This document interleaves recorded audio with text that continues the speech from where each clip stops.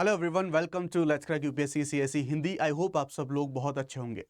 जैसा आप सब लोगों को पता होगा कि यूक्रेन के द्वारा एक मैसिव अटैक करा गया था रशिया के ऊपर। कमाल की बात यह थी, इस ऑपरेशन का जो नाम था वो नाम रखा गया था ऑपरेशन स्पाइडर वेब। क्यों स्पेशल था और ये ऐसे क्यों कहा गया यूक्रेन के द्वारा कि हम इसको 1.5 साल से प्लान कर रहे थे, अब ये इतिहास में दर्ज होगा। दरअसल एक स्पेशल तरीके से इस पूरे ऑपरेशन को अंजाम दिया गया। जी हाँ, और इस ऑपरेशन के माध्यम से जो रशिया के जो मिलिट्री एस्टेब्लिशमेंट थे उनको टारगेट करा गया, और उसके साथ साथ जो ऐसे बम वर्षक विमान जिन्होंने यूक्रेन के ऊपर अटैक किए थे उनको टारगेट वहां पर करा गया। और एक बड़ी मात्रा में लगभग $7 अरब के जो अमाउंट है उसका लॉस हुआ है रशिया का इस अटैक के अंदर। हम बात करेंगे कि ये जो पूरा ऑपरेशन था ये किस तरह से पूरी तरह से डिफरेंट था, किस तरह से जो यूक्रेन है उसने रशिया में एक तरीके से स्मगलिंग करके ट्रकों के अंदर पहले ड्रोन भिजवाए। 117 ड्रोन्स का इसमें इस्तेमाल करा गया और उन 117 ड्रोन्स को पहले रशिया के अंदर स्मगल करा के भेजा गया, ट्रक्स के माध्यम से भेजा गया। उसके बाद इन ड्रोन्स के माध्यम से जो अटैक है वो अटैक करवाए गए। पूरे अभी जो डेवलपमेंट्स हैं उनको जानने की कोशिश करेंगे, क्योंकि अभी हाल फिलहाल में आज ही जो इस्तांबुल के अंदर टर्की की मीडिएशन में हम कह सकते हैं कि जो प्रतिनिधि मंडल हैं उनकी वार्ता हुई, जो पीस टॉक्स हैं वो हुई। हालांकि बहुत ज्यादा कुछ मेजर ऐसे उसके जो रिजल्ट्स हैं वो आउटकम्स नहीं आए। साथ ही साथ यूएसए का जो स्टैंड है या फिर यूएसए के द्वारा यानी कि जो डोनाल्ड ट्रंप हैं प्रेसिडेंट, उनके द्वारा जो कुछ स्टेटमेंट हैं, दोनों तरफ से तनाव रशिया और साथ ही साथ जेलेंस्की के ऊपर जो नाराजगी है वो भी देखने को मिल रही है। तो इन सभी एंगल को अभी हम यहां पर कवर करने की कोशिश करेंगे। ऑपरेशन स्पाइडर वेब, इसके बारे में हम यहां पर बात करेंगे। और इस पूरे ऑपरेशन में जो यूक्रेन के लगभग 117 ड्रोन्स के बारे में बात कर रहे हैं, उन्होंने रूसी एयरबेस इन सभी को निशाना बनाया और लगभग 40 ऐसे में, अभी आपको कुछ जो डैमेजेस हुए हैं उनके मैं आपको कुछ फोटो दिखाऊंगा। 40 लगभग ऐसे जो बम वर्षक विमान थे उनको यहां पर जो है निशाना यहां पे बनाया गया। आप देख सकते हैं ये जो पूरा अटैक करा गया अलग तरीके से प्लान करा गया था। 1.5 साल से ऑलमोस्ट ऐसी प्लानिंग हो रही थी यहां पर यूक्रेन की तरफ से, ऐसा बोला गया। पहले ये जो सभी ड्रोन थे इनको एक स्पेशल ट्रक के अंदर जो इनको भेजा गया था, दरअसल इनको धीरे धीरे करके पहले इनका स्मगलिंग कराई गई थी रशिया के अंदर, इनको वहां पर कलेक्ट करा गया सो दैट दूर से टारगेट ना किया जाए, नजदीकी से जो हमले हैं वो किए जा सके। तो आप यहां पर देख सकते हैं, यहां पर 5 हवाई अड्डों पर जो किस तरह से जो हमला है वहां पर यह करा गया। अब आपको मैं इसकी जो इमेजेस हैं, ऐसी बहुत सारी जो इमेजेस हैं जो ड्रोन्स के द्वारा अटैक हुए थे वो काफी सोशल मीडिया पर काफी वायरल हो रही थी। तो यहां पर देखेंगे कि पहले ये जो रशिया के अंदर तस्करी करके इनको एंटर कराया गया इन सभी ड्रोन्स को, उसके बाद उन्हें ट्रकों पर स्थापित करके लकड़ी की जो कैबिन से, अभी इसके भी मैं जो आपको दिखाऊंगा, इन कैबिन की छतों के नीचे छिपाया गया था। और हमले के समय जो संरचनाएं थी उनकी छतों को दूर से खोला गया, यानी कि रिमोटली उन छतों को ओपन कराया गया ताकि ड्रोन अपने कम दूरी के जो लक्ष्य हैं उनकी ओर बढ़ सके। अब किस तरह से ये जो सारी जो इमेजेस हैं ये किस तरह से वायरल हो रही हैं, जिस तरह से इन सभी ड्रोन को स्मगल करके रशिया के अंदर भेजा गया था उनको आप यहां पर देख सकते हैं कि इस तरह से बहुत सारे जो ड्रोन्स हैं वो ड्रोन्स थे, और इस तरह से लकड़ी के जो स्ट्रक्चर थे उनको ट्रकों के अंदर रखा गया और फिर स्मगल कर करके, और ऐसा कि दूर से ही इनको ऑपरेट करके, यानी कि जब भी अटैक करना था इनको खोल दिया गया और फिर उसके बाद मैसिव तरीके से इन ड्रोन्स के माध्यम से अटैक, जबरदस्त तरीके से ऐसे अटैक करे गए। तो जो ऐसे बड़े विमानों को यहां पर टारगेट करा गया, कुछ ऐसे इमेज आपको यहां पर सोशल मीडिया पर देखने को मिल सकते हैं। ऑल्दो आप यहां पर देखेंगे तो ऐसे जो ड्रोन्स के द्वारा ये जो अटैक थे उनकी जो इमेजेस हैं वो सोशल मीडिया पर जो पूरी की पूरी वायरल हैं, आप देखेंगे। तो दरअसल यूक्रेनी पावुतिना यानी कि मकड़ी का जाल जैसा इस ऑपरेशन का नाम था, ये रूस के यहां पर देखेंगे कि जो कुछ सोशल मीडिया पर अलग अलग तरीके से जो चीजें हैं वो यहां पर देखने को मिल रही थी। 4 एयरबेस पर 40 लगभग जो रणनीतिक बम वर्षक विमान थे इनको यहां पर नष्ट कराया गया। तो झुंड में इनको पहले भेजा गया था, जैसे मैं आपको ऑलरेडी यहां पे बता चुका हूं। अब ये जो अटैक करा गया है, ऐसा यूक्रेन की एजेंसी एसबीयू सुरक्षा सेवा है उसके द्वारा ये क्लेम करा जा रहा है कि उसने इन ड्रोन हमलों में जो रशिया का इकोनॉमी है उसको एक बड़ा नुकसान, यहां पर कुल मिला के $7 बिलियन इतना लॉस उन्होंने एक साथ ही रशिया को पहुंचाया। और इसके तुरंत बाद ही फिर डेफिनेटली रिटेलिएशन में रशिया की तरफ से भी जबरदस्त तरीके से जो हमले हैं वो यूक्रेन के ऊपर करे गए, रॉकेट दागे गए, ड्रोन अटैक से मैसिव तरीके से ड्रोन अटैक यहां पर करे गए। अब इन सब के बीच में जो यूएसए का स्टैंड है, या फिर मैं ये कहूं यूएसए का, जैसा आप लोगों को पता होगा कि डोनाल्ड ट्रंप के द्वारा अभी जो अलग अलग जो सिनेरियो है, हालांकि उन्होंने अपने इलेक्शन में ये वादा किया था कि इस युद्ध को मैं 1 दिन में खत्म करा दूंगा, उसके बारे में बात करेंगे, उनके कमिटमेंट के बारे में बात करेंगे। लेकिन स्टिल अब तक उनकी कोई ऐसी जो एक्टिव पार्टिसिपेशन है वो अभी तक देखने को नहीं मिल रहा। उल्टा जो कुछ सैंक्शंस जैसी चीजें हैं उनके बारे में बात करेंगे, जो पत्रकारों के द्वारा उनसे यहां पर पूछा गया। अब जब ये मैसिव अटैक वापस में रिटेलिएशन में पुतिन के द्वारा कराए गए यूक्रेन के ऊपर, तो यहां पर ट्रंप की जो प्रतिक्रिया है वो निकल के आई। उन्होंने कहा कि दरअसल ये जो अटैक करे गए थे, तो 368 ड्रोन और मिसाइल से अटैक करे गए थे पुतिन के जो रसिया के द्वारा यूक्रेन के ऊपर।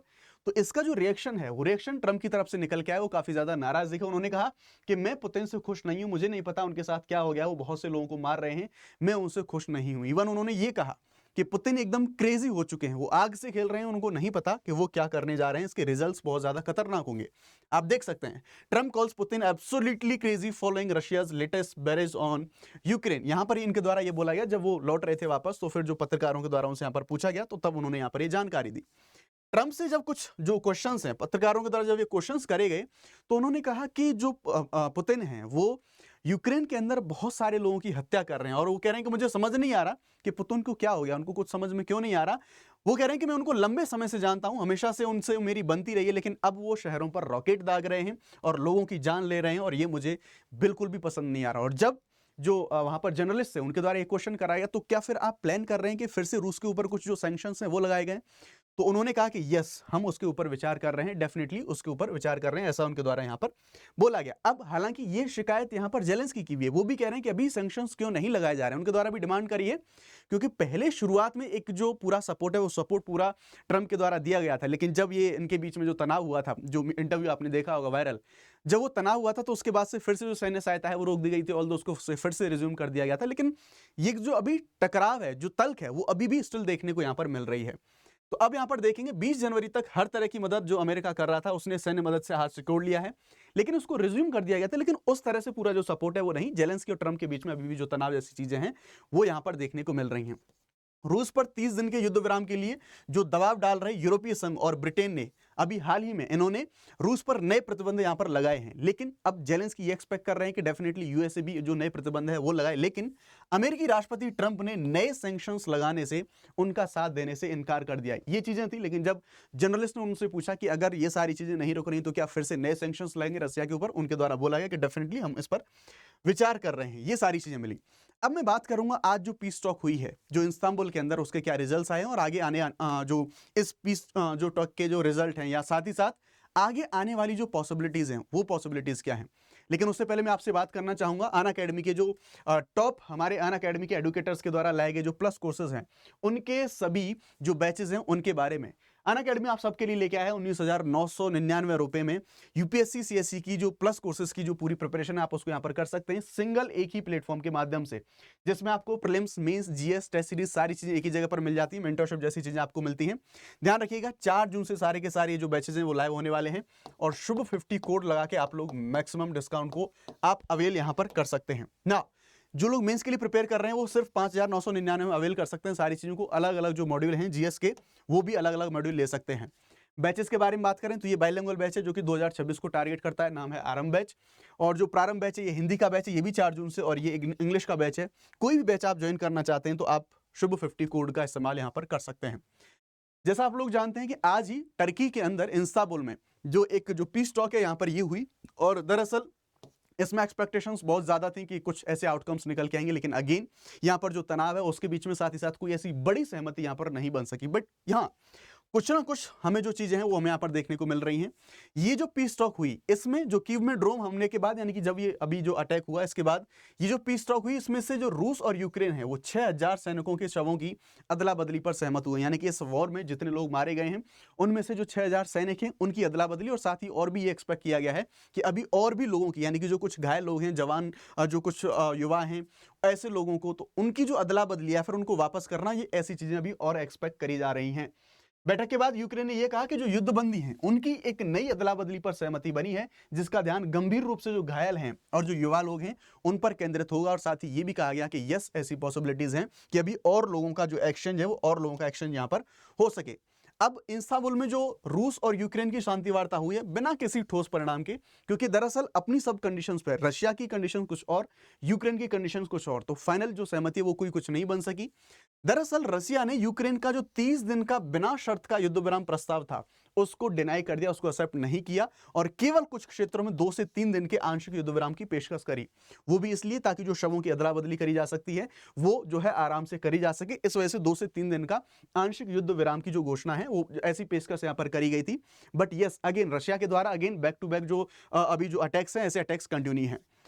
यूक्रेन ने पूर्ण युद्ध विराम, कैदियों की अदला बदली, यानी कि जेलेंस्की के जो प्रतिनिधिमंडल था उनके द्वारा ऐसी डिमांड करी गई कि पूरी तरह से युद्ध विराम करा जाए, कैदियों की अदला बदली करी जाए और जो अपहृत करे गए बच्चे हैं उन बच्चों की जो वापसी है, ऐसी डिमांड्स यहां पर उनके द्वारा यहां पर करी गई थी। अब यूक्रेन के जो प्रेसिडेंट हैं जेलेंस्की, उनका यह कहना है कि उन्हें यह उम्मीद है कि आज इस्तांबुल में जो शांति वार्ता है उसके बाद रूस के साथ कोई भी युद्ध बंदियों की अदला बदली और ज्यादा नहीं, और ज्यादा वो एक्सपेक्ट इन चीजों को कर रहे हैं। टर्की के विलिनियस में ये जो यहाँ पर हम देखेंगे एक जो नाटो बैठक के बाद बोलते हुए उन्होंने राष्ट्रपति जो व्लादिमीर पुतिन हैं उनके ऊपर युद्ध विराम के लिए दबाव बनाने के लिए नए प्रतिबंध एक और सेट लगाने का जो समर्थन है वो दे रहा है। यानी कि उनके द्वारा वही कहा गया अगेन कि यार एक और जो सैंक्शन है वो और सैंक्शन इनके द्वारा ऊपर लगाए जाने चाहिए, जैसा उनके द्वारा ट्रंप को भी बोला कि पहले आप सपोर्ट कर रहे थे, फिर अब अभी आप कोई ऐसे सैंक्शन जैसी चीजें नहीं कर रहे हैं। हालांकि कोई फाइनल ऐसी चीज अभी तक नहीं कही गई है और देखा जाएगा आगे आने वाले समय पर कि क्या पॉसिबिलिटीज हमें ऐसी यहां पर देखने को मिल रही होंगी। थैंक यू वेरी मच, जय हिंद, बाय बाय।